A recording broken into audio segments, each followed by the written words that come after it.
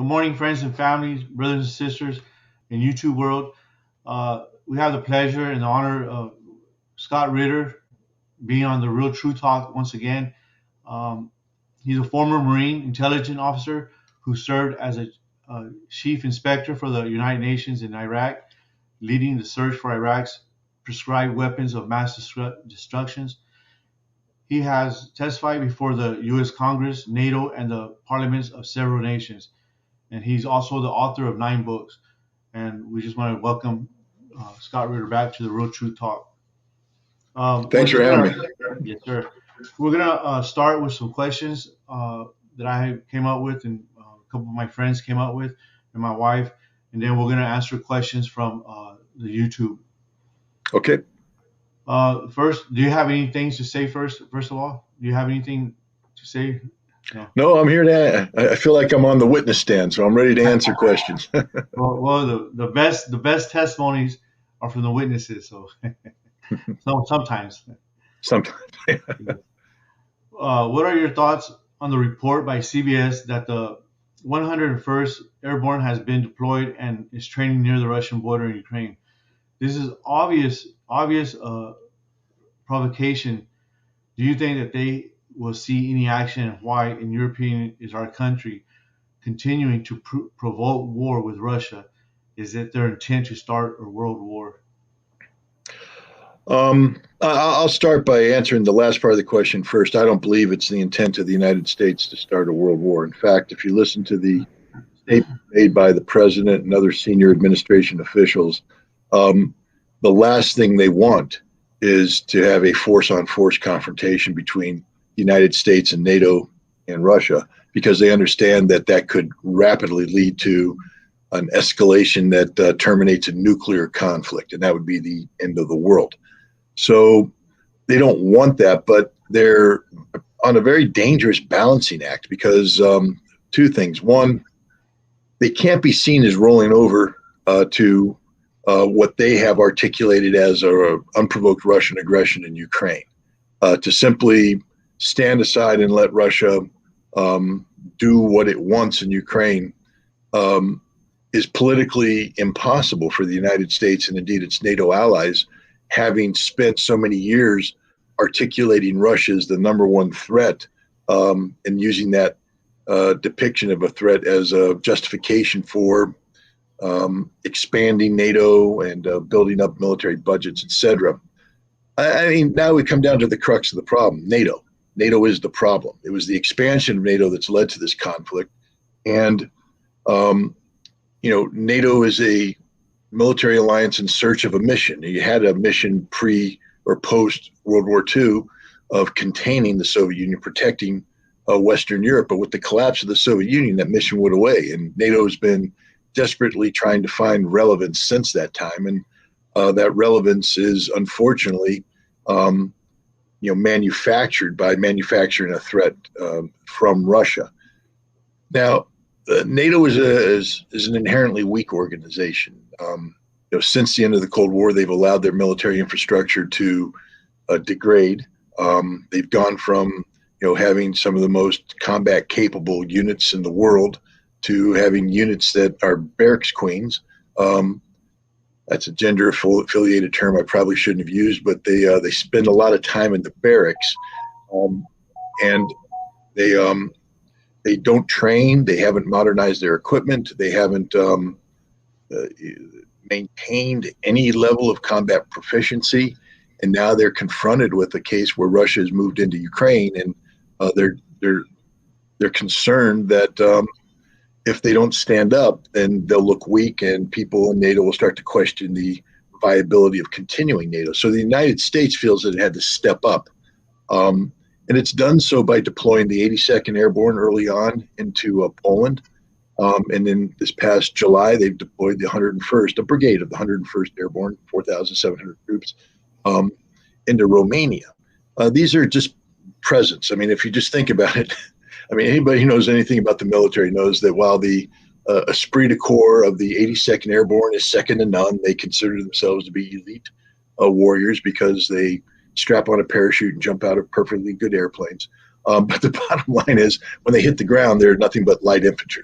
They're good light infantry. They're capable light infantry, but they're light infantry, and they have zero survivability against a heavily armored force like what Russia brings to bear. So any notion that we would employ either the 82nd Airborne or their air mobile equivalent, the 101st Airborne, which although they don't jump out of airplanes, they fly into battle on helicopters. While that might give them more operational flexibility, helicopters don't do well against surface-to-air missiles.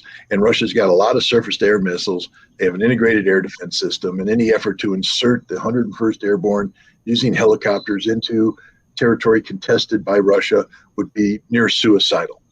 So these are presence forces only. They're there to make our European allies feel better about themselves, feel as though America hasn't abandoned them. But they're purely deterrents. These forces exist to basically tell the Russians, don't think about continuing your attack into Poland or Romania. Of course, Russia isn't considering going into either Poland or Romania. So these exercises are purely an exercise in fooling ourselves. We're fooling NATO into believing that the United States is serious about backing them up. And if we were serious about backing them up, we'd deploy more heavy armored brigades, not these rapidly deployable light infantry units. But this is just all about NATO trying to feel good and relevant within its own circles. I know there's people out there who talk about, well, oh my goodness, the 101st is going to invade Odessa. They're going to go to Ukraine. They're simply not. Can't. They won't survive. They won't make it. Let's say for some reason they got on the ground. Then what? It's not just about putting a boot on the ground. The first law of any military conflict is you better have the logistics to back it up. So what? You send in the 101st with their, they're basically going to carry their basic load. Survive 3 days? Not in intense combat. They might survive a day and a half. And then you better have resupply with what? Helicopters, the ones that didn't get shot down going in or going back. You're going to bring them back. They'll run out of ammunition and they'll all die. And that's just the bottom line. So you don't deploy troops that deep into a conflict zone without running the risk of a bridge too far. You remember the movie from World War II where the 82nd and the 101st jumped in and took two bridges in the Netherlands so a British armor column could go up and capture or reinforce the third town, which was Arnhem, where the 1st British Airborne Division jumped in. But the tanks didn't make it in time, and the 1st British Airborne Division got wiped out by the Germans because they ran out of ammunition, they ran out of logistic sustainability, they couldn't continue the fight. That's what would happen to the 101st Airborne if they went into Odessa. They would go in, it would be a bridge too far, and they would all tragically be killed. And the good news is American military planners know this. So there is no military plan to send these in. All the speculation right now is about the provocative nature of the American deployment. It is a provocative thing on the face of it. But when you dig deeper and you realize that America has no intention of deploying these troops in, and I don't think Russia believes America is going to deploy these troops, it's just part of the spinning up of perception on social media, et cetera. But in reality, I think both sides understand what's at stake here, and the U.S. isn't going to provoke Russia, and Russia is not going to provoke the United States. Okay. According to the RT News, the president of Guinea,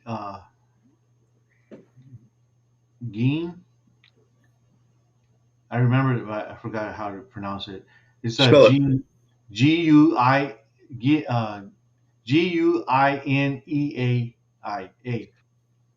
Guinea-Bissau? Yes, Okay. Guinea-Bissau. And Balo told his Ukrainian counterpart that the Russian leader was open to talking. Some say that this was Putin's way of reaching out to Zelensky with hopes for peace.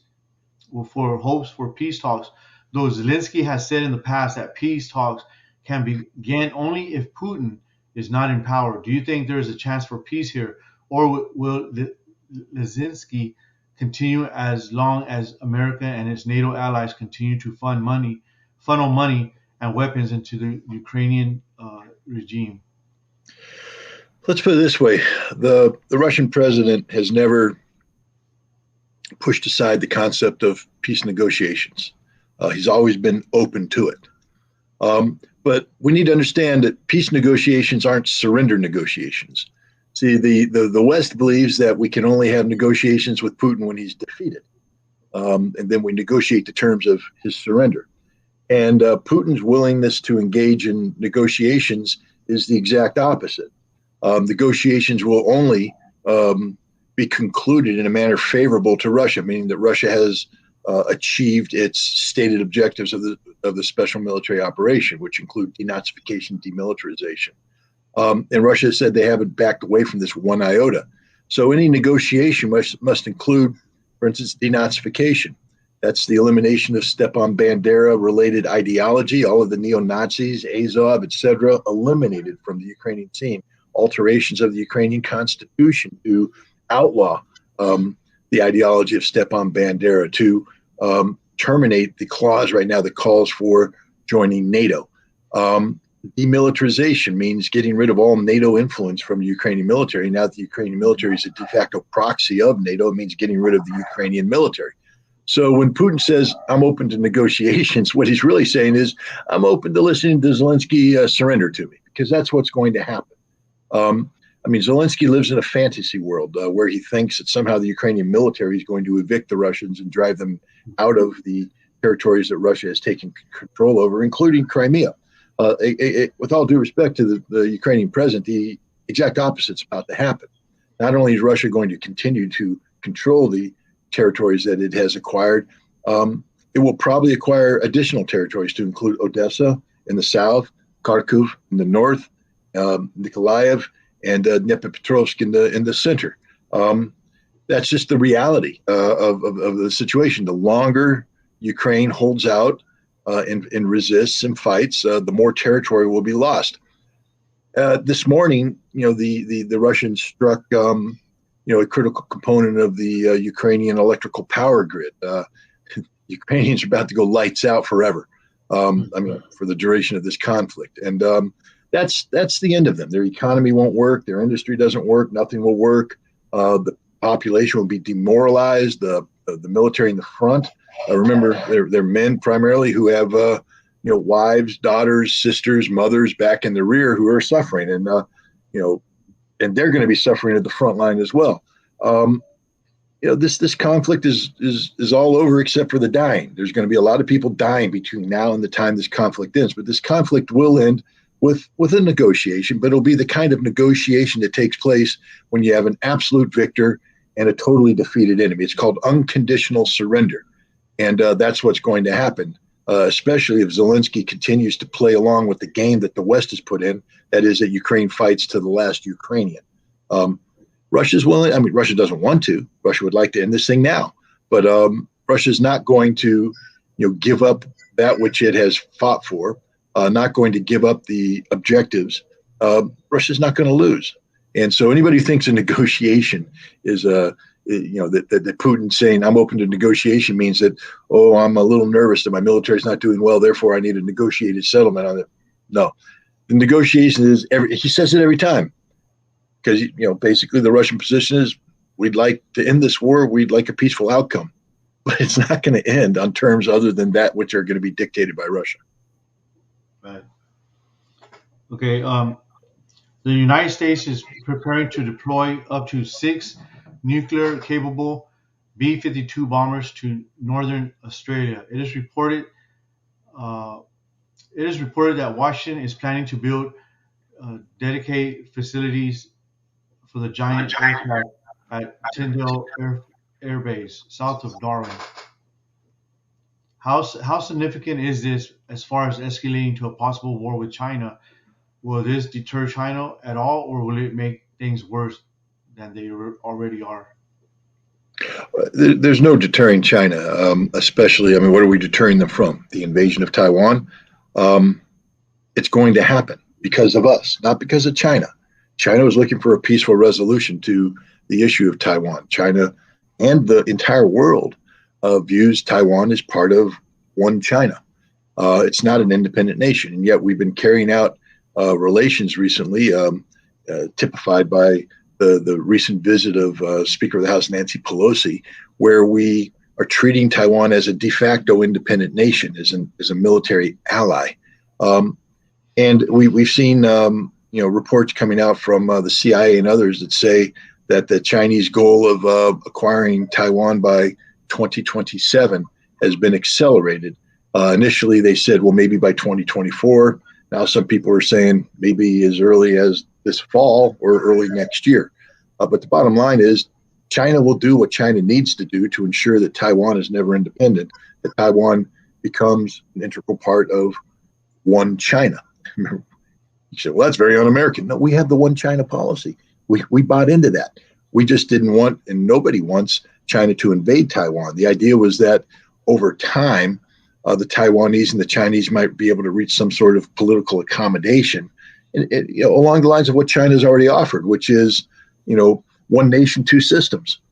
Meaning you're part of China, but you guys get to do what you're doing now. I mean, if you're a Taiwanese and you wake up in the morning, one day you might have the Taiwan flag flying. The next day you're going to have the Chinese Communist flag flying, but your life's not going to change. Flag's different. You're the same. You do what you did. You go to work. You have the same freedoms, read the same newspapers, nothing changes except that you stop pretending that you're independent and you start acknowledging that you're part of China. One nation, two systems. That's not apparently good enough because the United States isn't about peaceful resolution of issues. We're about provoking, creating confrontation because we thrive in confrontation. And we want a confrontation with China in the Pacific to offset the decisive economic advantages China has accrued over the past several decades in terms of trade relationships with the Pacific Rim. Many nations that used to be our major, where the United States was the major trading partner, we've been supplanted by China, and that irritates us. So, we're trying to, maintain American superiority in the Pacific at a time where American superiority in the Pacific is long past. Putting 6 B-52 bombers in Australia might make the Australians feel good. And it might give us the ability to, because these are nuclear capable bombers, this would give us the ability, which raises the question, is Australia going to be home to nuclear weapons? What does the Nuclear Non-Proliferation Treaty say about this? Is the United States violating yet again another treaty that we signed into? Important questions. But nobody wants to talk about that in the United States or Australia. Same thing with the provision of a nuclear submarine. Really, is Australia a nation that can have nuclear technology? Have they? What is the relationship they have with the International Atomic Energy Agency? Is there a safeguards agreement set up now to manage the fuel that Australia is going to be putting into these nuclear submarines? Important questions. And the answer is no, because the United States and Australia will operate in violation of the Nuclear Non-Proliferation Treaty. That's just what we do. So now we're going to put bombers in Australia, 6 of them. In theory, each one can be armed with several air-launched cruise missiles that are nuclear capable. So this is a first strike capability against China, a retaliatory. If China invades Taiwan, we're going to nuke China. Really? I thought we had a policy that said we won't. Oh no, wait a minute. You're right. Biden just published a policy that said we can nuke anybody anytime we want, anywhere we want, and for whatever reason we want. We're going to hold the world hostage. Well, you can't hold China hostage, you see. And this is sort of a news flash for Australia. Your pathetic little nation is going to disappear in a cloud of radioactive dust if you do keep going down this path, because now you've become a viable nuclear target. Not just the airbase in Australia, but your leadership, command and control. That Canberra, that little capital you have that manages your little country, it'll disappear. So will every other military base. You want to play big boy games, you pay big boy prices. Australia's not a big boy country. Stay away from the nuclear, from buying into the nuclear addiction. A U.S. Air Force general recently threatened China, saying that if they invade Taiwan, the U.S. is going to interdict Chinese logistics on the mainland. Here's the other potential mission for the B-52, a non-nuclear mission, where it could launch air-launched cruise missiles from a distance and attack sites inside China. But okay, put yourself in America's shoes. Let's say for a second Chinese bombers came off the coast of the United States and started firing cruise missiles into American cities. Would we just sit there and take it? Or would we reach out and touch, in the most violent way possible, the bases where these Chinese bombers came from? again, if these bombers take off from Darwin or from the air base near Darwin, that air base will be disappeared, whether it's by nuclear attack or conventional attack. Why do we want to find out? So this is a deliberately escalatory move by the United States. It's grossly irresponsible. And frankly, for the Australian people, it puts your entire nation in harm's way. Right. Man. Will the midterms elections in November, if Republicans can gain control over the House, or both for that matter, change anything as far as the war in Ukraine? I think most Americans, at least myself, are more concerned about the issues we have here at home. Example, inflation, drugs coming across the border, woke ideology infiltrating American cultures. What are your thoughts on this? Look, I think when you take a look at polls, the economy is the number one concern for Americans. Everything else I mean, drugs should be a concern, violence should be a concern, education, healthcare, infrastructure, the whole thing. Woke, I'm going to put that aside because regardless of what my personal opinions are on that, when you deal with lifestyles and stuff, the other side gets a vote. I don't think anybody gets a vote on drugs. Drug violence. I don't think anybody can say I'm pro drug violence. You don't get that vote. I don't think I don't think there's some things where it's sort of black and white.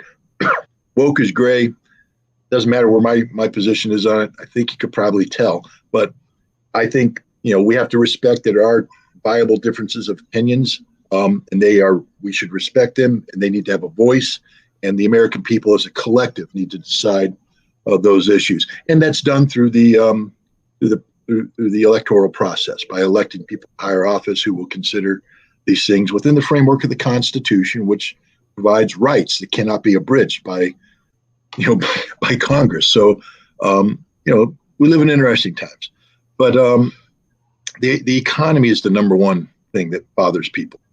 And it is troublesome for many Americans to see, upwards of 60 billion, probably getting close, we're getting close to $100 billion worth of American taxpayer money being thrown away in a war in Ukraine that didn't need to be fought, is only fought because of our policies, and is only being continued because of our policies. We gain nothing from this. In fact, the longer this war goes on, it's not weakening Russia, it's weakening us. It's weakening Europe, weakening NATO, it's weakening everything claimed to stand for.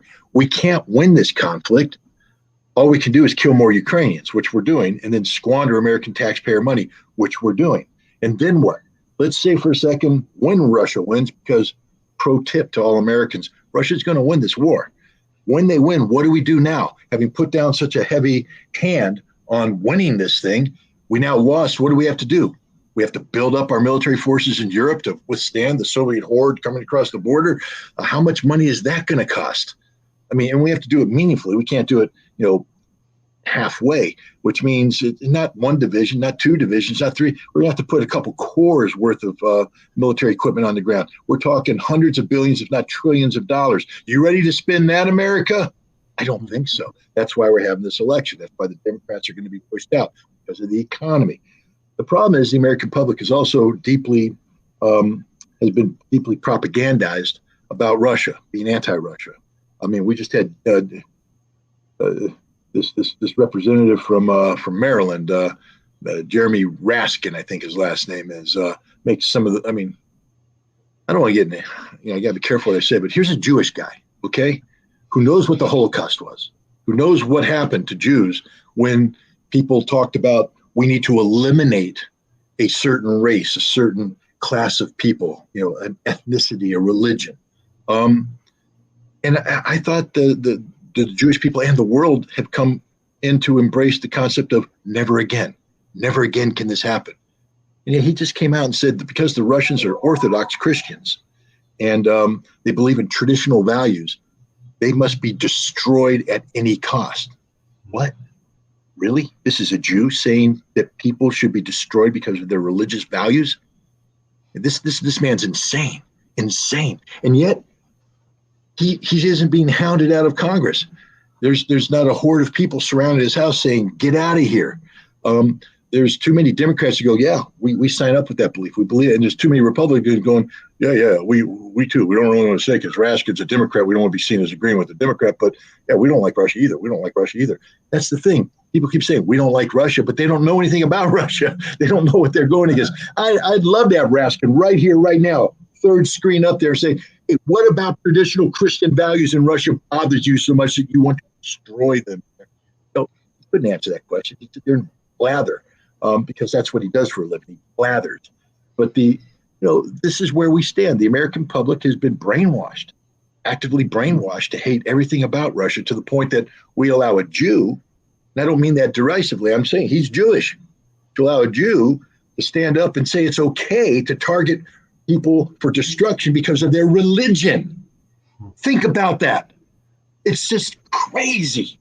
But we're not challenging him. We're nodding our head and saying, yeah. So, yeah, even though the Republicans are going to come in, it's going to be hard for them. I mean, they're running on a platform right now that says, we might pull back a little bit from Ukraine. But all it will take is one person to stand up and say, yeah, you're weak. You're giving in to Russia. You're giving in to Putin. You're giving in to the dictators. And they'll go, oh, yeah, well, I guess we got to continue the money going because they stand for nothing. The people we elect to Congress, Republican or Democrat, stand for absolutely nothing. Stand for themselves. You really think they care about the economy? They don't. The only economy they care about is their own economy. They care about what goes in their pocket, their bank account. But they can't get into Congress where they're allowed to get insider trading on the stock market and make millions and hundreds of millions of dollars for themselves while we, the people, suffer. No, they can't get into Congress unless they lie to us. And right now they know that there's a lot of Americans saying, hey, we're a little uncomfortable with this Ukrainian thing, all that money going over there. So they're probably going, yeah, you vote me in, we're going to solve that problem. But we vote you in, you ain't going to solve anything because you're just a corrupt congressional representative who only cares about your own personal bottom line. Until we take the money out of politics, that's what we're going to get. We shouldn't be surprised about it. When we make it all about money, then don't be surprised when the people we elect to office are all about the money, their money. Not our money, not the taxpayers' money, their money, how they get rich. Who underwrites them? Raytheon? Lockheed Martin? You don't think they have a vested interest in what's going on right now in Ukraine, keeping this war going so that they can just make more and more money? I mean, when the Raytheon CEO says, hey, this Ukraine thing is good for our bottom line, what's that mean when you have a congressman who has insider trading, who's ever able to invest into Raytheon, knowing that last week they talked about upping the budget so that more arms are shipped. So he goes and buys a lot of Raytheon stock before that becomes public knowledge. Then it becomes public knowledge and the Raytheon stock shoots up. And then he realizes, oh, there's going to be something coming out that's going to be bad for Raytheon. So they sell the stock, pocket the profits. Raytheon stock goes down. We get jammed if we buy it. I don't have enough money to buy Raytheon stock, and I wouldn't buy it if I could, but it doesn't matter. It's the people who do get jammed because they don't have the insider trading. Congress does. It's so corrupt. And Nancy Pelosi's like, well, we're allowed to trade just like every other American. Every other American doesn't have the insider information that you do, Nancy. You shouldn't be allowed to own any stocks when you're in Congress. You shouldn't be allowed to have any potential conflict of interest. You should be as pure as the driven snow. You're serving the American people. We pay you your salary from our taxes. You don't need to make supplemental income by manipulating the American economy the way you do, but that's what they do. So that's a long way of saying, yeah, I know what the Republicans are running on. I know what they've said. I don't expect any changes from them because they all lie. Their lips move. They know they're lying. Yes, sir. What would you do, Mr. Ritter, if you were the president right now? If this November was the presidential election and you ran for the president of the United States of America and won, what would be your course of action as president upon entering office? Well, I mean, understand that the president can't do a lot without congressional support. So I would certainly have hoped in my campaign to have attracted people who have similar belief values to run for Congress and convince enough Americans to put them in office so that I would have a Congress willing to work with me to enact these policies. First and foremost, I would redefine national security in terms of the American discussion. Because right now, when you say national security, the first thing that comes to mind is defense. And I would say that the number one priority for national security is the health of the American people. That you can't be a secure nation without a healthy nation. So I would make healthcare my number one priority. I also believe that health is not just physical, but mental. And mental means we need an educated citizenry. So I would make education one of my top priorities. And I also believe that if you're going to live in America, America should function properly. We should have roads that don't have potholes. We should have bridges that aren't in danger of collapsing. We should be able to communicate in a competitive fashion with the rest of the world with high-speed internet connectivity and things of this nature. So infrastructure. Those three things are how I define national security. The last thing I define national security as is the Defense Department. See, I have to define an America worthy of being defended.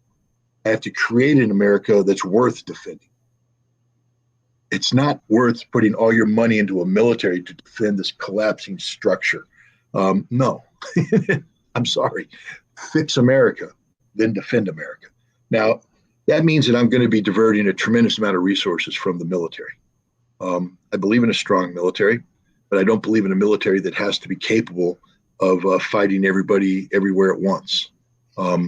I believe that rather than seeking military alliances that seek to divide the world, we should be focusing on economic partnerships that unite the world. That we should be focusing on multipolarity instead of American singularity. I know it's going to irritate a lot of Americans because, my God, America's the best country in the world.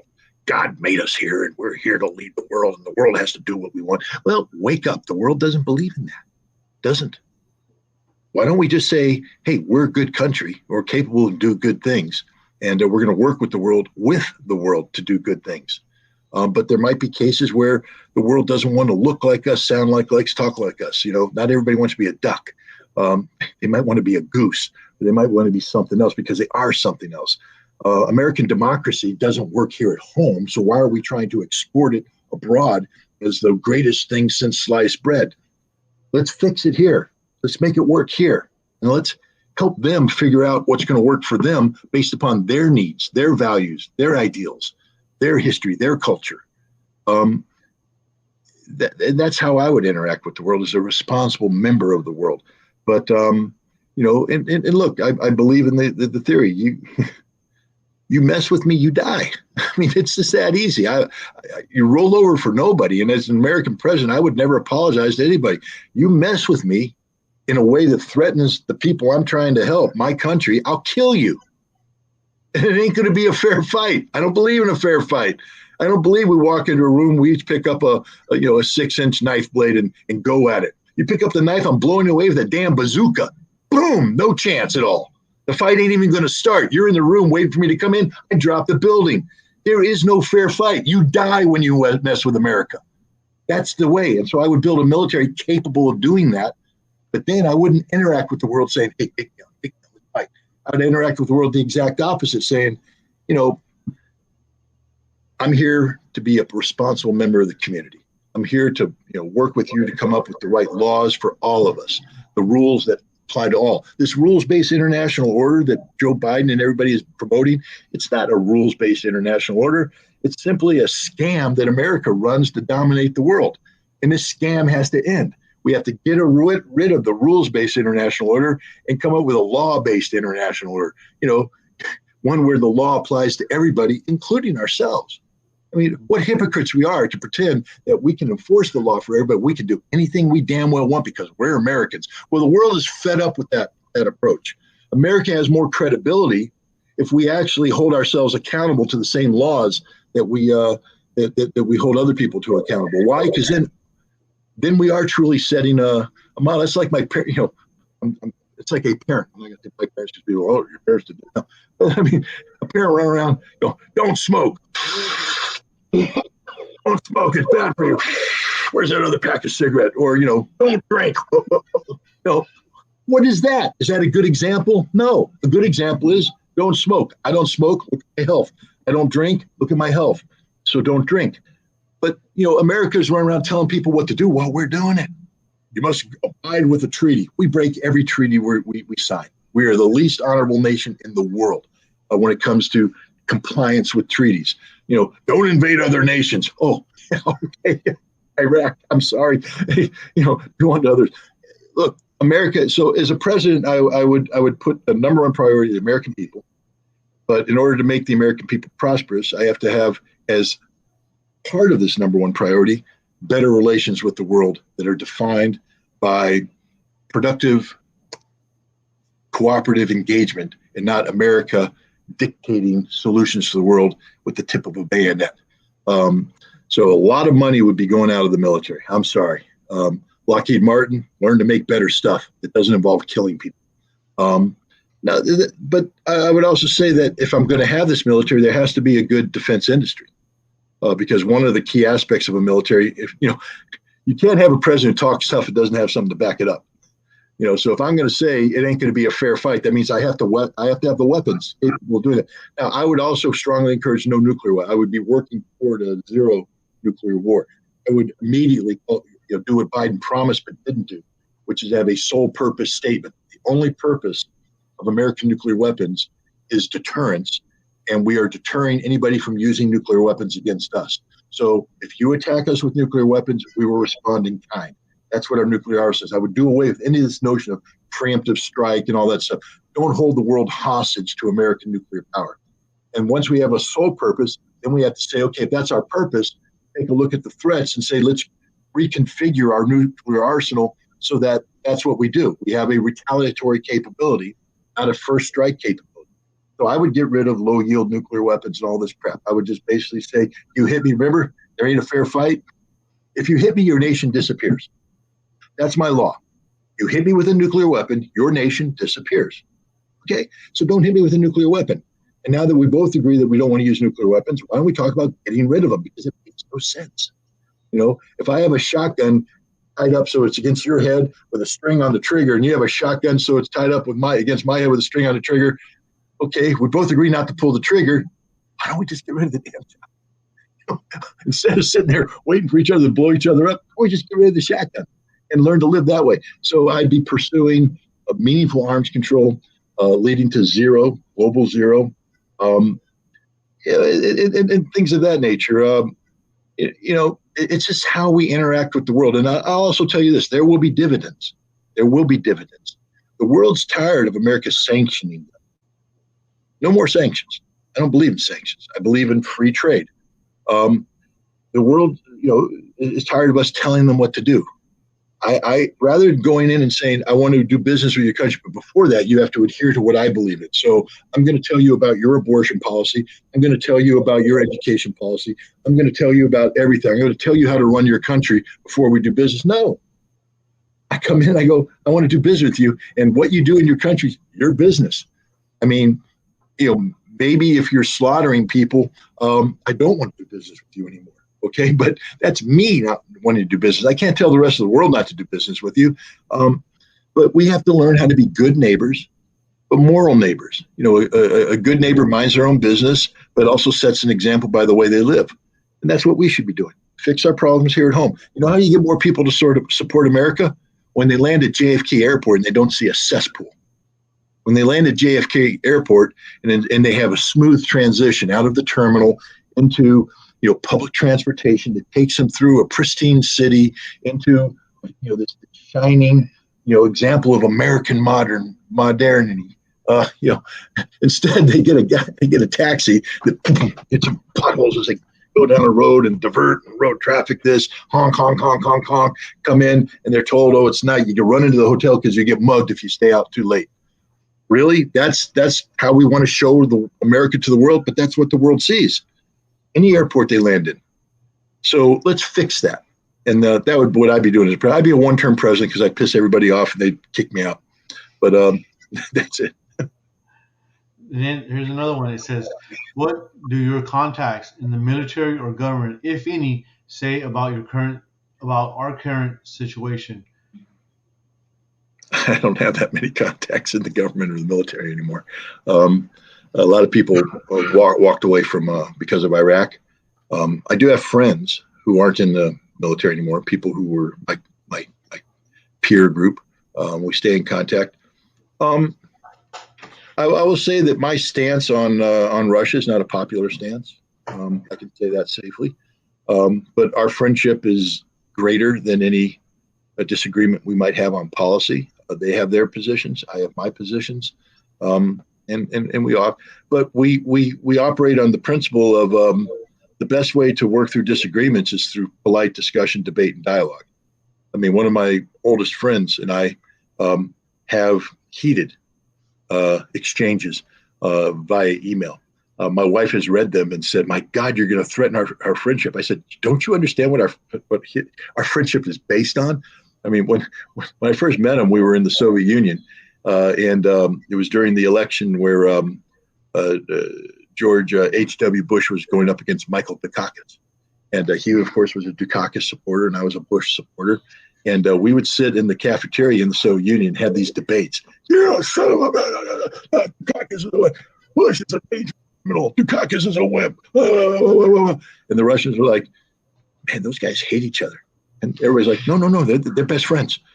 How can they be friends or talking like this? Because that's what makes our friendship stronger, is the fact that they disagree on so much, but we agree on many things, such as the right to disagree. I mean, that's a fundamental thing. And so I have a lot of people that disagree. All I say is this: a lot of people have disagreed with me over the course of time, and but I'm very public in my stance. I write things a lot, and I stand by my record. That's the problem they have with debating me, because all I do is sit back and go. It's like telling me you want to play me in football and you're going to kick my butt. And we're in the fourth quarter and the score is 53-0. And they're still saying, we're going to kick your butt. All I have to do is sit back and go, look at the scoreboard, man. And that's how I feel on most of the issues that we discuss, is that I've been on the right side of history. History has proven me correct. That doesn't mean that I don't make mistakes. That doesn't mean that sometimes I get it wrong, because I do. I'm only human. I mean, we can talk about intelligence all you want, but that's military intelligence, which is inherently contradictory term. But the key thing here isn't that we disagree. Key thing is that we respect the differences of opinion, and we have polite and fact-based discussions about very critical issues. And if all Americans adhered to that norm, we'd be a far better country for it. We wouldn't be as divided, because there are things we can disagree about. I don't know if you and I would have much to disagree, but I'll give another example. A female colleague, Air Force veteran, very honorable, hard-serving person, tested by many trials and tribulations through her military service. She is very progressive, very progressive, and I'm not. But she and I will get together, and her family, my family will get together, and we'll just have a great time together, because we sort of dig the fact that we're so opposite, that she's who she is and I'm who I am, and we can disagree on some pretty fundamental things. And yet what we agree upon is being good people, that good people take care of one another. Good people are there when somebody needs help. It doesn't matter what her opinion on X policy or Y policy is. If she needs help, I reach out and I help her. It doesn't matter what my opinion is on A policy or B policy. If I need help, she reaches out, and she did. She did. She's one of the few people, I can't say few, but she stuck with me through thick and thin. And, and you know what I'm talking about here. So there was no abandonment. There was no this. It was, I'm sticking by you because you're my friend. And that's what it's all about. Good people being good to one another, regardless of their differences of opinions. Right.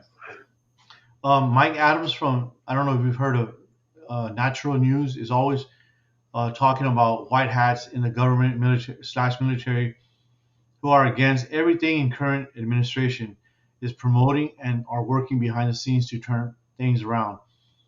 Is there anything true to this, to your knowledge? And is there anything you would like to get out there that the average Americans do not know about regarding the war or future of our country? Well, I don't hold any deep, dark secrets about the current war or the future of our country. I think I wear my heart on my sleeve, and I and very open about it. So there's nothing more I can say than I've already said. I will say this about the so-called white hats. They should all be found and fired. Why? Because the military doesn't get to do that. You know, who elected the white hats? Who? How many votes did they get in the last election? Not a single damn one. So why do they think they're suddenly empowered to act behind the scenes, to fix things, to turn it around? They don't have that right at all. You and I have that right as citizens. If we're unhappy with what we're seeing, we vote in new people who change it. But the military works for civilian leadership, and that civilian leadership is defined by the American people whom we elect, by who we elect during the election. That's why every election is important. This midterm election is important. But if you're in government service, do your damn job. Don't work behind the scenes. If you oppose something, write a point paper, put it down on paper, send it in. Now, you may get fired, but that's okay. That's what happens. Oh, but put it on paper. Try and work with the system. That's how change comes. By saying, hey, boss, I think this is wrong. This is why it's wrong. But if the reason why you think it's wrong is political in nature, hey, in the military, you're apolitical. I know we get to vote. We get to have political opinions. But at the end of the day, we have to salute and obey whomever is elected in that commander-in-chief position. I can tell you, I went in the military under Ronald Reagan. I had no problem saluting and obeying Ronald Reagan. I had a huge problem. I had no problem doing the same thing with George Herbert Walker Bush. I went to war but under George Herbert Walker Bush's command. Bill Clinton, I had huge problems with that. Didn't change anything I did. My job was to salute smartly and obey the orders, not to sabotage him behind the scenes. They'll say, well, what did you do as a UN inspector? I wasn't a serving member of the United States military at the time. I was serving the United Nations at the time. And in any capacity, I was a civilian. And as a civilian, I get to do whatever the hell I want to do. That's sort of the benefit of being an American, having the Constitution, freedom of speech. You don't like it? Turn off the YouTube channel. Don't read what I publish. I don't care. I get to say it no matter what. So do you. So does everybody here. We get to do that as civilians. That's our job as civilians. The government works for us. Free press, freedom of speech is for our right to hold the government accountable, not the government's right to try and suppress us. But if you're in the government, especially in the capacity as a serving member of the military, you don't have free speech. You don't. Want proof? Hey, Colonel, Mr. White Hat, stand up right now and say that you refuse to obey the orders of the commander-in-chief because he sucks. Hunter Biden's laptop. Joe Biden's a moron. You'll be out of office, out of position that quick because you don't have a right to say that. You don't have free speech. You gave that up when you joined the military. You took an oath to uphold and defend the Constitution, but it doesn't mean that the Constitution applies to you. The Uniform Code of Military Justice applies to you. So any white hat that's out there, working behind the scenes to change things because they don't agree with the official policy that's put out by our civilian leadership is violating the Constitution. That which they took an oath to uphold and defend. Stop it. You're criminals. You're wrong. If you don't like it, get out of the military and run for office yourself. If you want to change things, get out of the military. And if your ideas are so damn good, tell me about them. Don't work behind the scenes. What do I know what you're doing behind the scenes?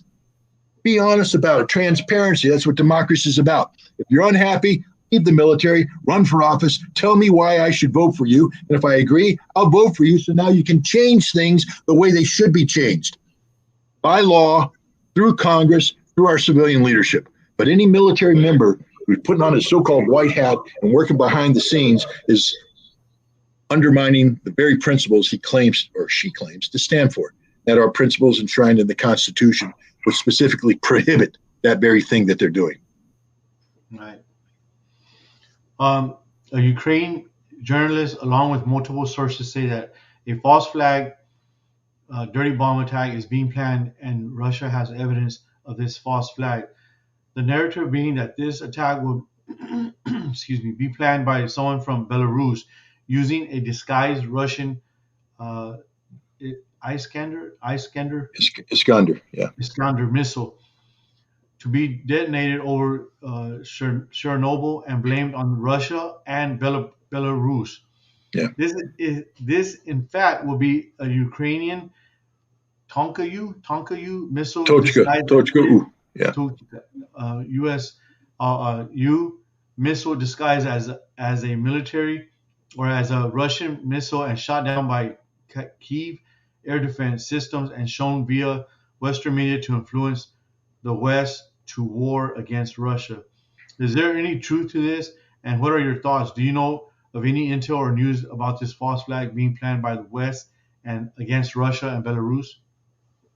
Well, again, I'll just start off that I only know what appears in the open press. I don't have a hotline to the Pentagon or the CIA or the White House where I can get classified information. I don't deal with classified information anymore. And if I did, we wouldn't be having this conversation. So right off the bat, we have to deal there. The other thing I'll say is, again, I'll point out the intelligence aspect here. My kids got it for me for Christmas because they thought it was the perfect way of proving that I was wrong all the time. Because military intelligence, never right.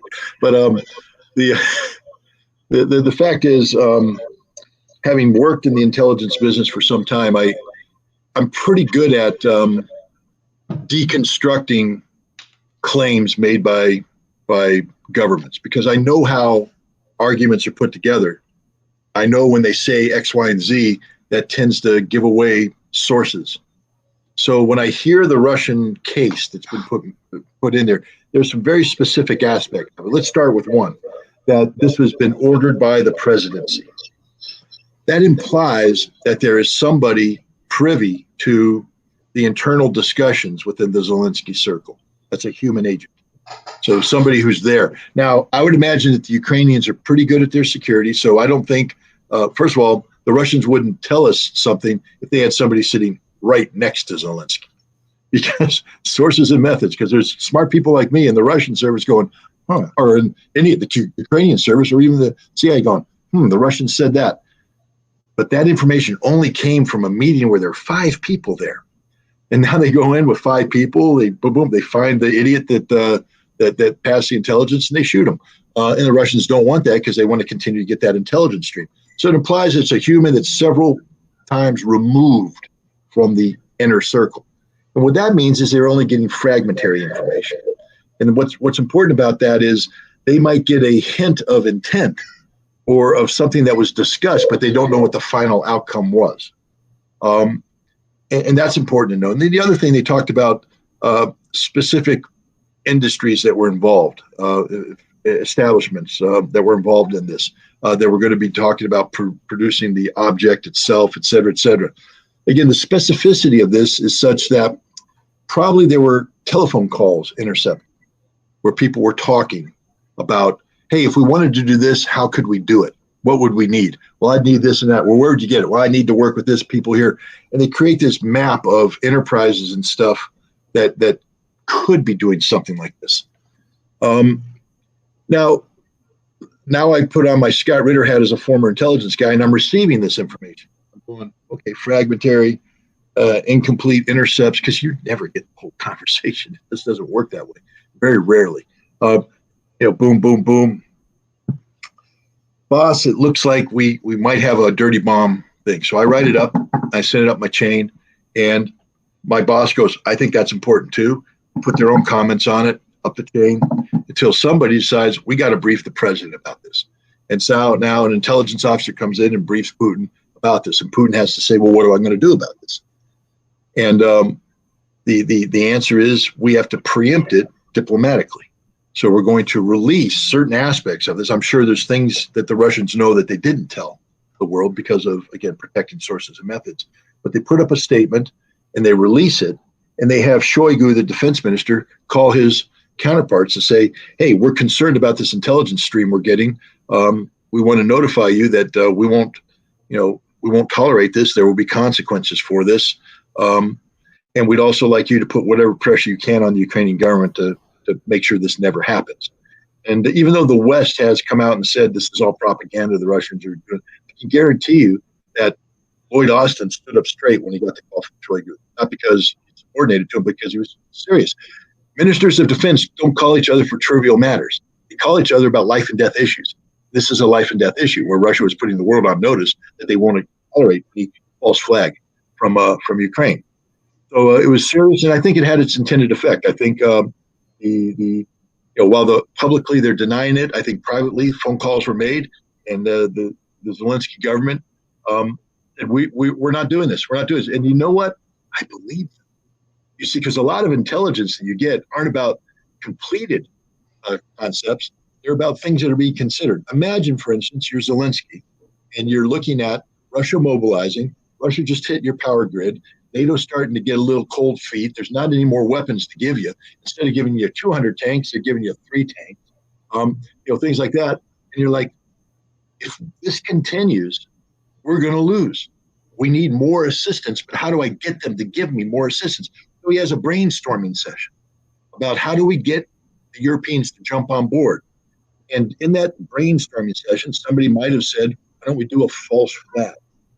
And do this, we create this thing, because there's a lot of talk right now about a Russian preemptive nuclear strike. So why don't we feed into that, create a false flag that makes it look like Russia did that, and then the West will have to come in and support us like they did against the Syrians back when the rebels had that false flag incident in Duma, where they said sarin nerve agent was used in the United States, and France and Great Britain fired missiles and dropped bombs on Syria. Only found out it was a false flag. No sarin was used.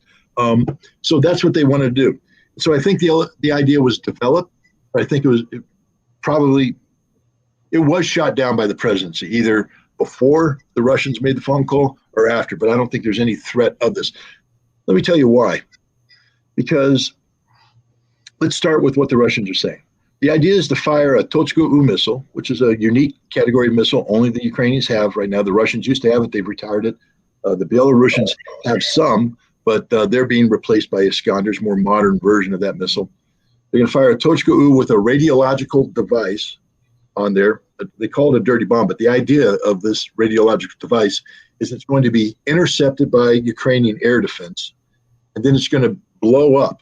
Now, if the radiological device is constructed in a way where it's purely just a dirty bomb, meaning they're taking contaminated material, that material is not going to be related, because the idea is to say that they intercepted a Soviet warhead or Russian warhead and it blew up. Not a nuclear, it didn't blow up as a fission, because that isn't going to happen, but it blew up in a manner which contaminates using the material that would be in a nuclear bomb. So there has to be unique material there, not stuff that comes from a nuclear reactor per se. So right off the bat, that has to be a very sophisticated device that when it gets hit is going to spew material that one would expect to find if a nuclear bomb had suffered a fizzle, meaning you get hit, one of the nuclear charges goes off, but it doesn't do the compression. It just goes off, and instead of the big fission device, you get a fizzle, and there's going to be unique signature for that. So first of all, the people doing this have to know a lot about nuclear weapons. Now, the Ukrainians have these people, so they would have to reverse engineer that event to make sure that they had enough specific, radiological isotopes related to a fizzle event impregnated in the high explosive that they're doing. But even then, the material that they're using has a unique signature that's linked to a specific reactor. Each reactor, even if they're designed the same. Let's say I build nuclear reactors for a living. I go to Texas and I build a nuclear reactor in Texas, and then I build one here in New York. Same design, same fuel type, but the byproducts are going to be different. There's going to be a little difference in each one because it's going to operate differently. It's not going to operate the same. Humans are involved. The basic physics of this. So if I detect a nuclear particle, I can't just say it's this. I can look at it and say, that's the New York reactor because they have a little design flaw here. Or they have something that does this. So where is Ukraine going to get the nuclear material? From Ukrainian sources? That means that the finger is going to point right back at them. The other thing is they're going to use a Tochka and call it an Iskander. Now, they can get away with it. Why? Because the Russians have fired a whole bunch of Iskanders into Ukraine. But then they're going to seed the area with Iskander remnants and say, See, these are the Iskander parts that fell from the missile that we intercept, because they have intercepted Iskanders. So they have Iskanders that have been intercepted. But is it going to be contaminated? Did they go that far? You see, because if it fizzled, the parts should be contaminated too, different levels of contamination. See, somebody like me who's trained in forensic investigations of this very thing is going to come in and start asking questions. Say, there's a problem here. You're saying it's a fizzle, but the part you put down here ain't contaminated. How did that happen? Or I might sit there and go, oh, there's a serial number here.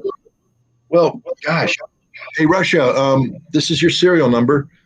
When did you produce this missile? Here, give me the history of it. Boom, boom, boom, boom, boom. Here's the firing log. We fired that missile a month and a half ago. How come now you're saying it's used against Chernobyl? And here's the last thing. The Russians have a lot of good intelligence. And so does the United States and NATO. So guess what, Ukraine? When a Tochka-U or an Iskander goes off, it creates an infrared signature picked up by overhead capabilities. And then we have radars all over the place that are tracking the trajectories of these things. So if you want a missile to be claimed to be fired from Belarusian territory, but you're firing from Ukrainian territory, ain't no one going to believe that, dude. We got all the intelligence of the world that says right where it came from, and so do the Russians. And on something of this nature, Russia historically doesn't like to release this data because it gives away capabilities.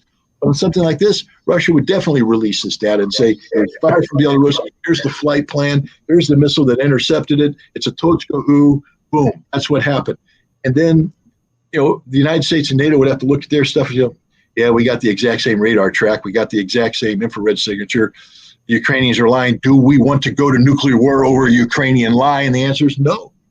So that's why this issue's gone away. It's stupid to begin with. It was dumb from the premise. It's dumb in its execution. And politically, it's suicide for NATO and the United States to allow Ukraine to do anything like this. Okay.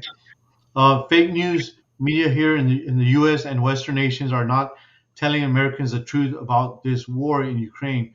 Where would you recommend an average American or anyone watching this interview right now, what alternative news source would you recommend they get their truth from?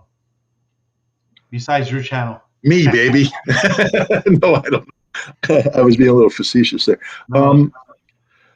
Look, that's a tough one because,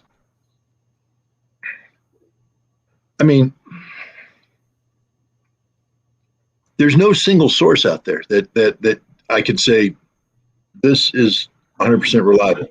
The Russian Ministry of Defense does daily briefings, but they're only putting out the side of the story they want to put out. I read, I don't think they're lying about anything, but when was the last time the Russians said, last night we got hit by HIMARS, they took out 2 command posts and we suffered 86 dead? When was the last time Russia said, yeah, we launched a counterattack, but the Ukrainians hit us with artillery and Javelin missiles and we lost 16 tanks and 200 dead? Russia doesn't release this kind of information, but it's happening. War is ugly. Even when you're winning, you're losing. And what I mean by losing is you're losing people, you're losing equipment. Just take a look at Marine casualties on Okinawa in World War II. Up until the end, right before the Japanese surrender, we were getting slaughtered. If I took that snapshot of Charlie Company, it hit by Japanese artillery and a Japanese attack, and Charlie Company suffered 30% casualties. Because look at the casualty rate in Okinawa. We took heavy hits because war is hell. Same thing in Germany. Up until the very end, Americans were dying in Germany in large numbers.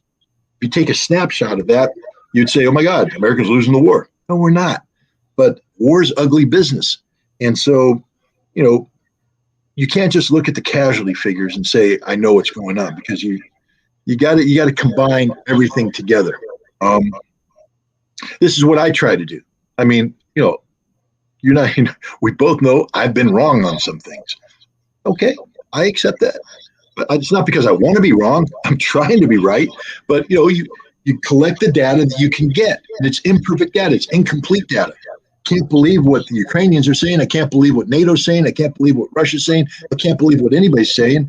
But I have to take all their data, put it together, and then what I try to do is go back on my military experience and try and reinterpret this data to see how it makes sense.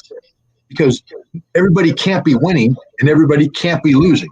Somebody's winning, somebody's losing overall. What does the data point to? And you also have to look at force structure. One of the big takeaways from this is an artillery-driven war, and Russia has a significant advantage in artillery. So you have to factor that in when you do your calculations. Russia is able to bring to bear far more air power on the battlefield than the Ukrainians are. So you have to factor that in.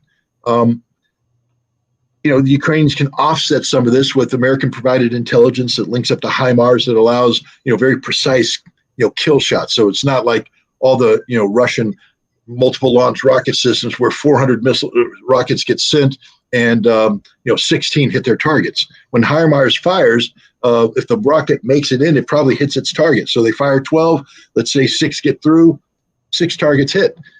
That's pretty good. But you have to go through all of this and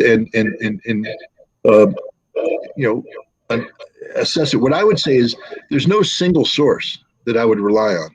The best thing I would do is go out and find, say, 2 sources that seem to be leaning towards the Ukrainians, but have got their track record. And if they, historically, that their calls have been fairly correct, okay, you want to read them. I'd find 2 that are from the Russian side. Again, check their track record. And if what they've been saying is fairly correct, it means I'd find 2 in the middle and check their track record. And if they seem to be, then I'd bring all 6 of those together and read them. And then the analysis I'd rely upon is the one between this earlobe and this earlobe, the one produced by this computer. And that's the only one I ever rely on. Don't ever hold yourself hostage to something you get from the internet or something you read. At the end of the day, make your own, conclusion. It takes a lot of work. It takes a lot of time, takes a lot of effort. And I know everybody wants the shortcut. You want to go to the one source that's correct, but there is no one source that's correct. No, even if you say, well, Scott Ritter's correct, not all the time. Plus, you don't know my motives. I could be fooling one right now. I could be a paid Russian agent who's sitting here trying to spew, Russian crap down your throat, but I've disguised myself as a sheep and you're buying it. Now you're under the influence of Russia, whether you knew it or not. Assume the worst in everybody who gives you information and trust but verify, the old arms control phrase, verify, verify, verify. Challenge everything. If someone says something, find out where the source came from. Find out what the data is. But ultimately, it's like any question. It's up to what you believe, what you've done to inform yourself. Knowledge is power. You empower yourself by acquiring knowledge. So the more people that you can listen to, the more data you can receive, the better informed you will be as a person. And I hope I'm playing a part of that. I'd like to be a part of that. That's why I'm doing this. I don't like to look at myself on camera, and I don't like to listen to myself afterwards. But people say that this is valuable. Okay, so I'm here, I'm talking, I'm putting it out there. But please don't rely on this alone. No, use this as maybe a step in the direction of finding more information, empowering yourself. But it takes work. And again, I can't tell you what to access, where to access, how to access it. You got to do that. Telegram has a lot of very useful channels on it, but it also has a lot of crap on it. Twitter used to be okay. Now the NATO team has come in and just drowned it with, I can't use bad words here, but they basically their job is to drown out any debate by overwhelming it with just garbage. That's their tactic. They say that's what their tactic is. They use a specific term. It's where the S goes. Their job is just to sit there and flood everything to drown any debate, promote a single line.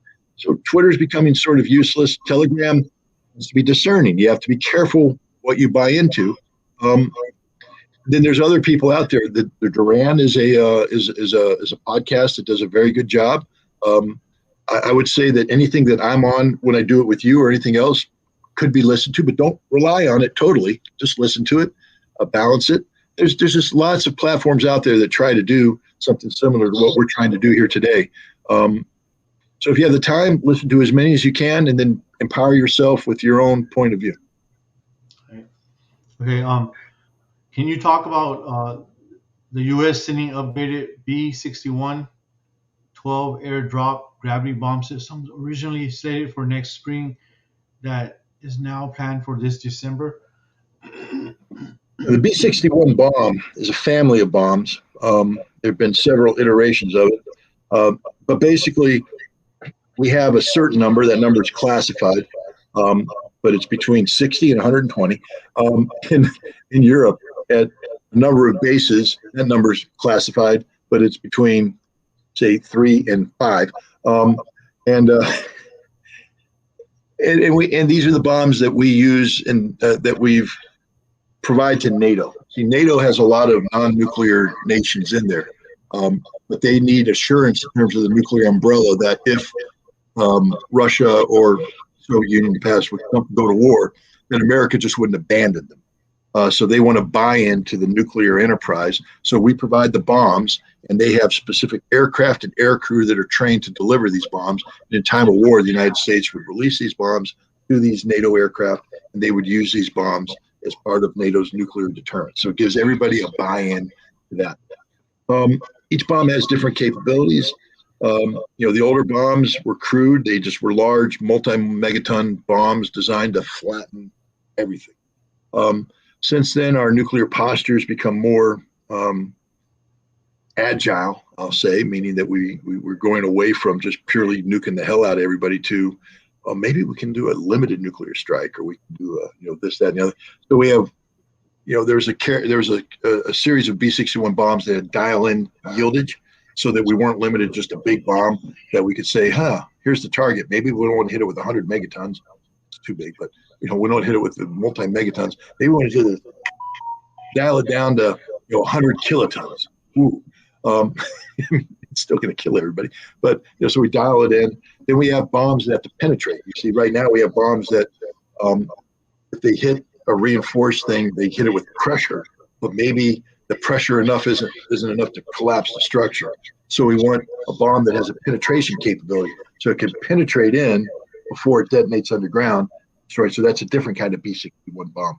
And now I believe the most recent one is a penetrating low yield. I have to go in and double check on that, but it's basically a low yield weapon is one that doesn't destroy cities. It's one that gives us the option of a limited nuclear war. Now, the funny thing about a limited nuclear war is if one side thinks it's fighting a limited nuclear war, but the other one isn't, it ain't limited.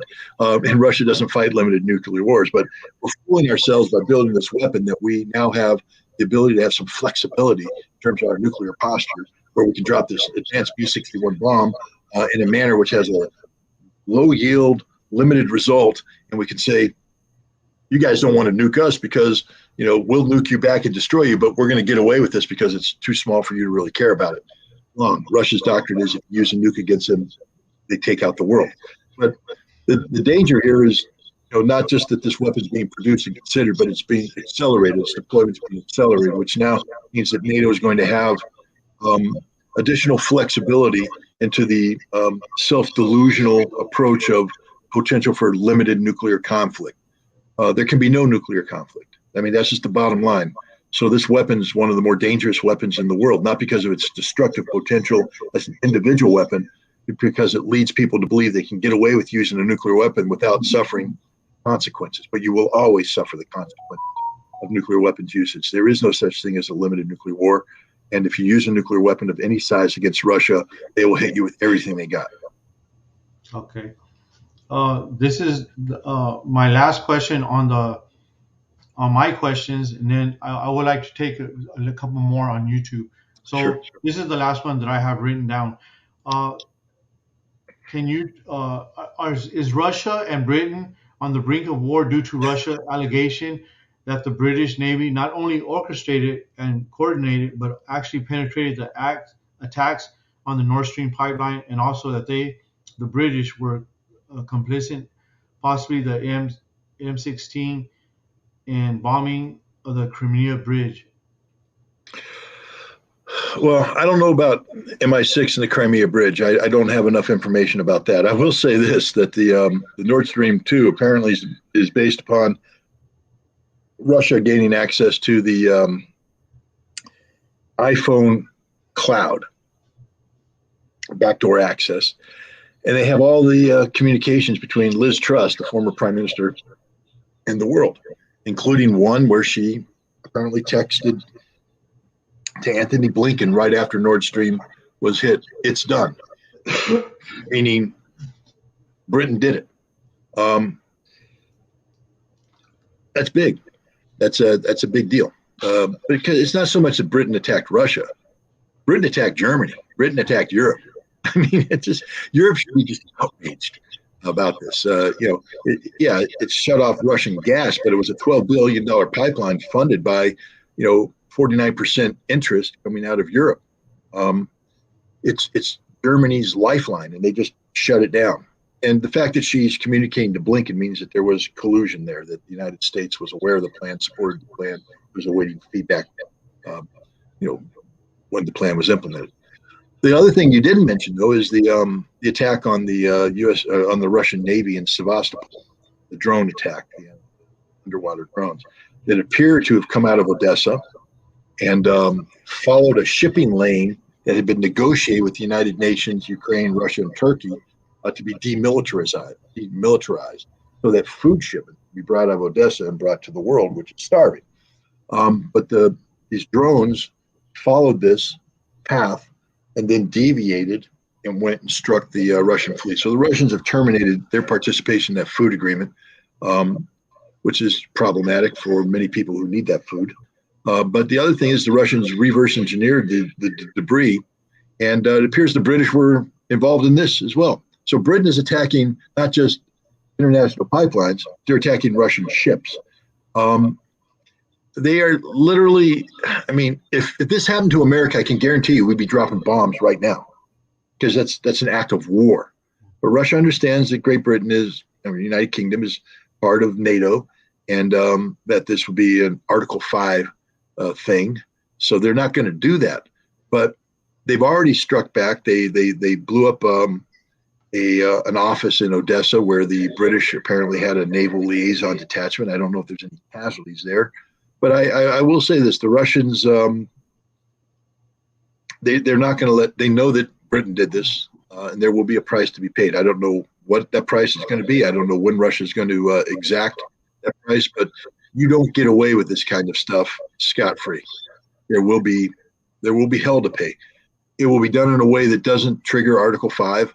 But England needs to understand that there are consequences for criminal behavior, and everything that we just discussed is criminal behavior. It's a violation of international law. England is not a party to this conflict. England has no authority under any version of international law to be involved in this conflict, and therefore everything they did is criminal. All right. Okay, I'm going to read a couple of comments and a couple of questions on YouTube on the Real True Talk. It's one person says, Georgia Robinson says, "God bless you, Scott. I never missed your programs." Someone else says, "Well, yes, yes, it's his job to find the real numbers." I'm trying. Ask if any repercussions may ensue after the Sevastopol fleet attack. What you were just talking about the drone. Yeah. I think we already see the repercussions. And let me tell you how it's affecting England. The whole idea of the food convoys out of Odessa was to prevent starvation in the developing world, primarily Africa, where there's a lot of starving people. But Russia noted from the beginning, the first 17 shipments that were sent out, 15 of those shipments went to Europe. Wait a minute, is Europe starving? No. It's just the way we work in the West. You see, we pretend to care about the African people, but we don't. We only care about ourselves. So 15 of the first 17 ships went to European destinations to feed an already fat European population. And since that time, there's been some modification, but the Russians say over 50% of the food shipments were sent to Europe. So now Russia's dropped out of it. They said it's not going to happen anymore. Who's paying the price? Go ask the British people what happened to their food prices right now. When as soon as Russia dropped out, food prices are going through the roof because they were all sitting there going, "Oh, we're going to continue to scam the world. We're going to continue to steal the food that's meant for the poor, starving Africans, but we're going to take it ourselves." And now we don't have any food to steal, which means that They have to pay prices. They have to compete on the market to get food. Prices are going up. Who can the British people thank for that? Thank your government, Liz Truss. Thank the new guy, Sunak. Whoever you want. Don't blame Russia. Thank your government. It's their fault. They brought this upon you. So there's that price. But then, like I said, there will be the Russian Navy suffered casualties. Sailors died. Put yourself in their shoes. You know who attacked you, and you're not going to exact revenge. Now, you're not going to be allowed to fire caliber missiles or anything out there in an overt fashion.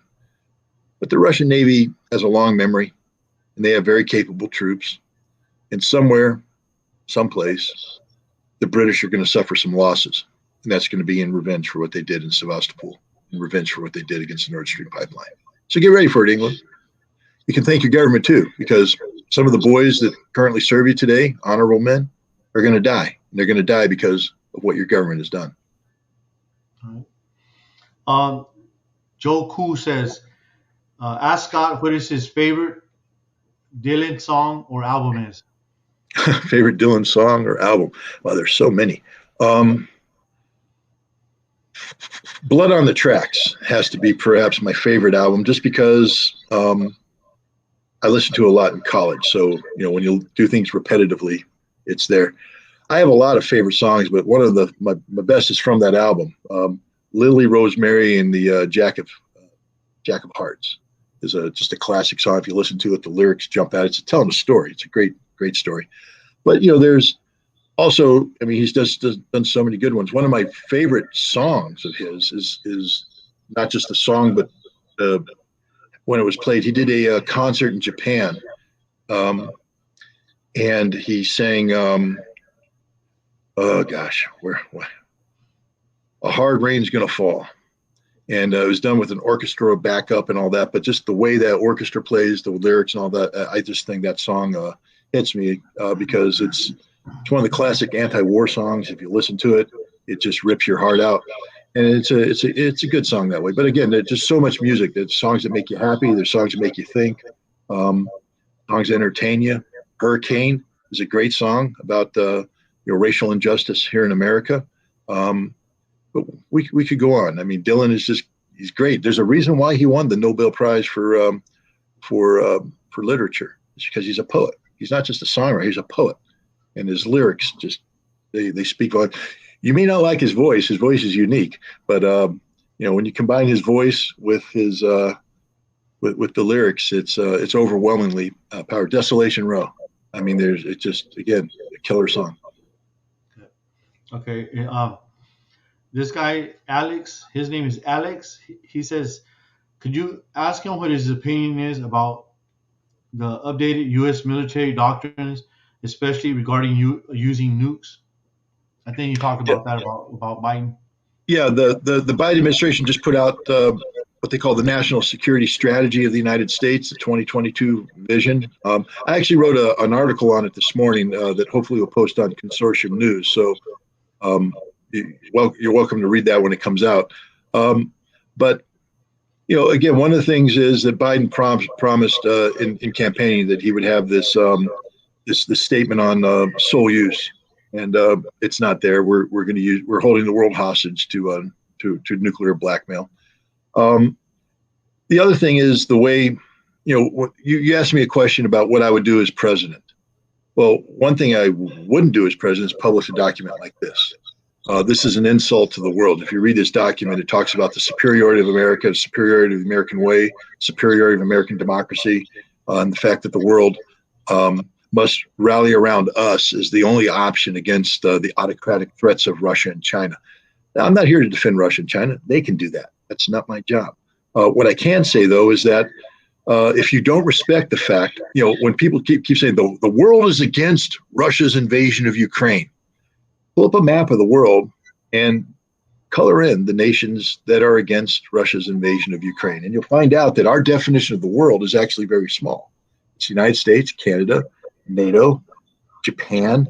That's about it. And then you get into who's not against it. And all I have to do is name 3 countries right off the bat. Let's go. China, India, Indonesia, and I've already got more people there than are in the rest of the world that supports America. So when you say the world is against, that's just misleading. And everything about the Biden doctrine that he put out is misleading because the world does not support this. This document is about American singularity, sustaining the notion that America and America alone gets to determine for the world what is right and what is wrong. And this is a dangerous document, especially when it's attached to a nuclear policy that says we can use nuclear weapons anytime we want against any threat we want, whenever we want. Right. The story of Zelensky reminds me of a guy right out of his tiny village. No offense to villagers. They are usually happy, productive people. It's the inevitable scoop through the level of interactions put in charge of the world affairs.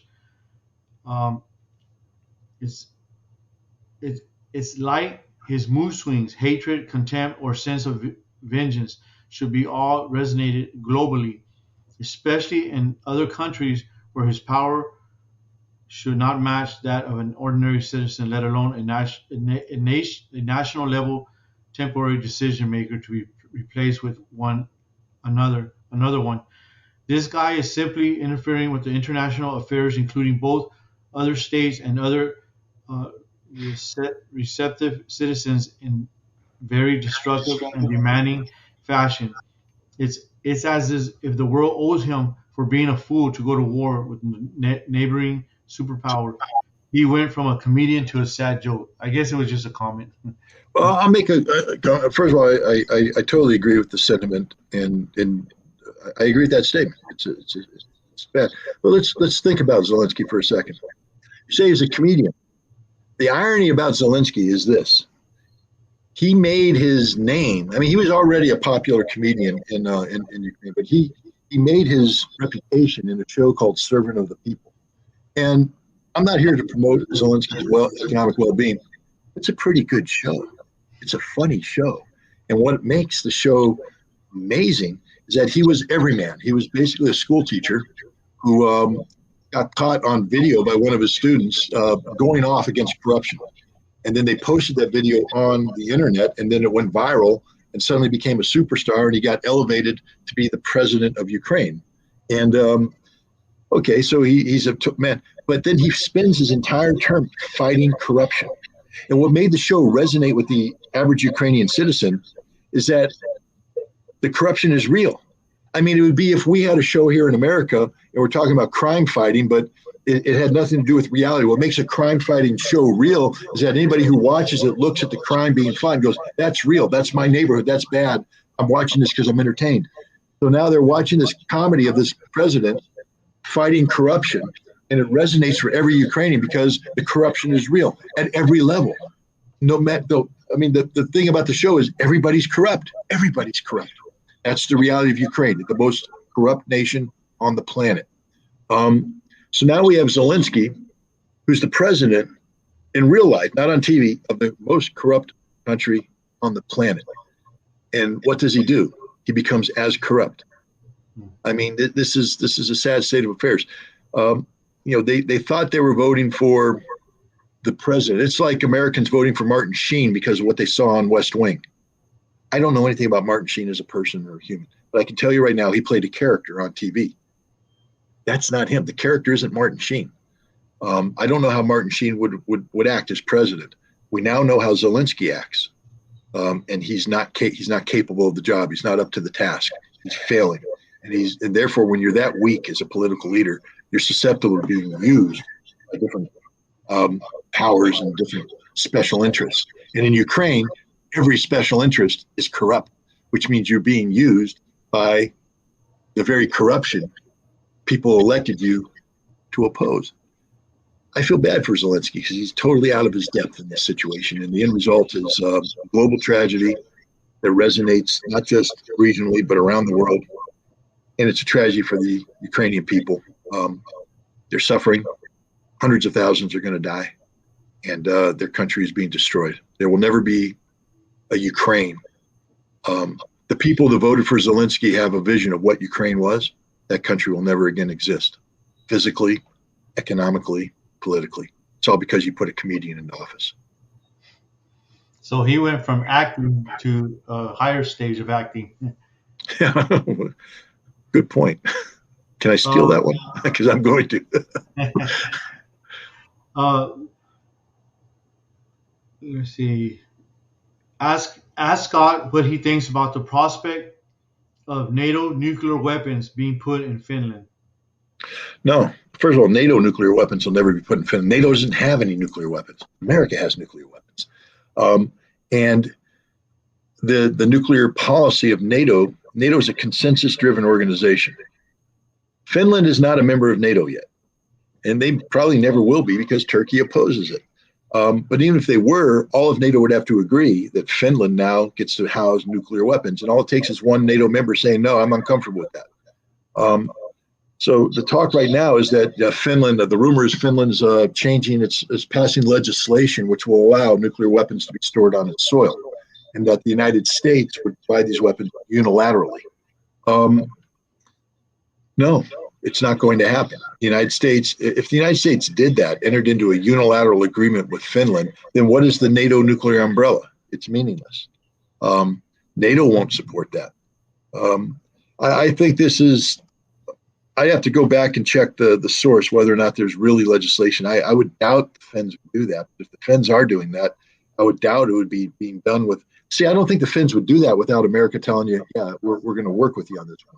I don't think the Finns lead and then tell America, we're ready to receive nukes, but they've never had that conversation. So I question this, but I'll check it out. I'm not dismissing it outright because, frankly speaking, I haven't done the deep dig into it. But the concept of America deploying nuclear weapons in Finland, that close to Russia, I mean, first of all, it doesn't do you any good, Finland, because you're right next to Russia. Well, the Russians are going to be watching that. And the second you send a truck, the Finns is going to take a nuclear bomb. Boom, it's gone. So, no. And the United States isn't going to put itself in a position. We don't let anybody pull the nuclear trigger but ourselves. So why would we give Finland access to the nuclear trigger? And that's what we do when we put nuclear weapons in Finland, because the moment Russia preempts them, takes them out, we're now called upon to take action in response. Now, Finland has the ability to dictate our national security. No. If Finland joins NATO, then Finland's part of a collective alliance that's governed by Article 4 and Article 5. But Finland by itself is not going to receive American nuclear weapons. That's just dumber than dirt. Now, watch me go read out and find out that everything's true. And then, I'll say, A, I was wrong, and B, oh my God, what a world we live in, where America violates every principle they stand for. Because remember, I used to be part of the American nuclear weapons establishment. I know why we have nukes. I know how we want to use them. And nothing about putting nukes in Finland makes sense under the policies that I was aware of. Now, there might be new policies. I don't know. Maybe America wants to commit suicide. But normally I would imagine that we don't want to, and putting nuclear weapons in Finland is a quick path to suicide. Ask Scott about the Ukrainian army casualties, dead, wounded, prisoners of war. Well, I would say that there's a lot of them. The specific numbers we don't know. The numbers might be higher than anything anybody's thinking right now. The Russians have put out a number that's very high, 61,000 dead. That was put out earlier. Ukraine's been carrying out offensive operations that are high casualty rates since then. So one could realistically expect that that number has increased by 40,000, maybe even more. So now we're looking at 100,000 dead. The Ukrainian mothers, wives, sisters have filed a petition to the Ukrainian government, about 320,000 Ukrainian soldiers who are missing, unaccounted for. So that's a lot of potential dead. Now, they could be deserters, they could be wounded, taken prisoner. I don't know, but that's an awful lot. The bottom line is Ukraine's just getting chewed up. Now, people say, well, what about the Russians? Well, the Russians have put out a number, 6,000. But people say it might be low. I don't think it's that low. It doesn't include certain categories. It doesn't include Wagner. It doesn't include the Donetsk and Lugansk militias. It doesn't include some of the volunteer forces. So I imagine you could, given the fact that those other troops are heavily involved in fighting, that you could be looking at closer to 15, 16,000 dead, maybe up plus a couple thousand more, but not significantly more than that. And then on the wounded, you could probably be looking at between 30 and 45,000 wounded. So total casualties, let's say it's 45,000 wounded, 16,000 dead. Quick Marine math, I think that's 45 plus 10, 55 plus 6, 61,000 casualties. That's a lot of casualties, but it's nothing compared to what the Ukrainians are suffering. So, we won't know until the war is over and casualty figures are published. Let's say this: if the Russians are suffering extremely high casualties, they don't want to admit it because that could cause political problems. But Russia is also a nation that has to be responsive to the families of the service members. And if Russia was suffering a lot of casualties that will be underreported, I think we'd be hearing about it on it. So I trust the Russian casualty figures. The Ukrainian figures are just all over the map. I don't trust the Ukrainian government to tell the truth about the casualty figures because they would never survive if they told the Ukrainian people the truth about what's going on. But I think it's a very, very large number. Okay. I just have two more questions. Ask Scott about the possibility of China helping Russia with intelligence. Well, I think there's a level of sharing taking place. We know in the Pacific that Russia and Chinese forces are doing joint drills together. That implies not just operational connectivity, but intelligence connectivity. I think at the strategic level, they have shared strategic interests, so that China would be providing some strategic intelligence. But in terms of Ukraine, China's not positioned to offer anything, I think, of significance. Russia has extremely well-developed human networks. Russia has extremely well-developed signals, communications intercept capabilities. Russia has very focused imagery collection. I don't know what China brings to the table that adds to that. I don't think China's involved in tactical intelligence, operational intelligence. From a strategic intelligence standpoint, China probably is providing economic intelligence, political intelligence, and some strategic military intelligence about what's going on in the Pacific. But other than that, who knows? Look, they say that their relationship is friendship. It's stronger than any alliance. And I think so long as Russia and China have this kind of cooperative attitude, it shouldn't surprise anybody that there's intelligence sharing taking place at the highest possible levels. Okay, this is my last question. A guy, I don't know how to say his name, but he wants me to ask you, do you believe that the devil is real? I believe that there is good, and I believe that there is evil. How you want to quantify evil is up to you. But whether you call him the devil, Satan, Lucifer, or some other name, whether it's manifest in an individual, an all-powerful being, or just plain bad people. There's evil in the world. There's no doubt about that. We've seen it throughout history. And I believe that there's good in the world, and we've seen that. And I believe that ultimately good is fully capable of conquering evil. Yes. But it's not going to be easy, and its outcome is not assured. So unless you redouble your efforts to do good, and that starts by being nice to other people. Being good means respecting other cultures, other religions. Being good means seeking a nonviolent solution to a problem that probably offers up a violent solution. Pick peace over war. Pick helping people over kicking people. And then good will conquer evil. But if you don't, whether you call it the devil, whatever you want to call it, there's evil. It's out there. It haunts us. And unless we guard against it, it can defeat us. And I also would like to say that good is telling the truth or being honest. That's part of it. Yeah, absolutely. I don't believe. I believe in. Look. I'll tell a white lie. Honey, do you like this dress? It's beautiful, baby. But so I am fully capable of telling white lies because I'm not dumb. But when it comes to big things, no. I mean, tell the truth, regardless of the consequences. Well, like we always say, happy wife, happy life. I tell my wife the truth. Nothing but the truth. If I don't like it, she doesn't like it, she'll go change. But I have to tell the truth. So I just want to end off by saying this is your book. I have it, and you signed it for me. You did sign it for me, and I'm gonna put it on the description box how they can get their own, and hopefully if they're around where you're at, they can get it signed also. Yep. So, but this is Scott's book, and I'm gonna put it in the description box how you can order it. It's an awesome book. It's a must read. And I just want to say thank you, Scott, for your time and for you know uh, because of you, I before I started interviewing you, I only had 1,000 subscribers. Now I'm up to like 5,000. And maybe if I get to like close to 10, or then I'll probably start. Uh, I'll probably become monetized, but right now I'm not. But I want to thank you for because you helped grow my channel from 1,000 to 5,000. And I think people are interested and hungry for the truth, and that's why they listen to you. And they listen to you on Telegram,